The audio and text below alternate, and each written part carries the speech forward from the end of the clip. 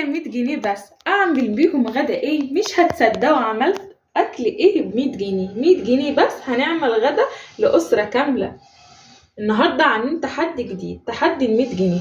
كوسه باللحمه ورز بشعريه، احلى غدا مفيد وصحي. رحت اشتريت، شايفين الكوسه الجميله دي صحيه وجميله، الكيلو ب10 جنيه، جبت نص كيلو بس ب5 جنيه. الطماطم الجميله اللي معموله صلصه، شايفينها حمرا وجميله ازاي، كيلو ب20 جنيه، جبت نص كيلو ب10 جنيه.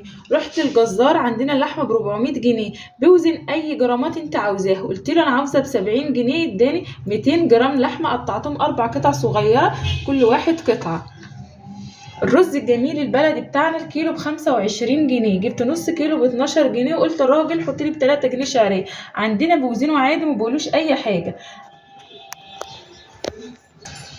غدا جميل وصحي ويكفي اسره كامله في البيت، احلى اكل واحسن جوده.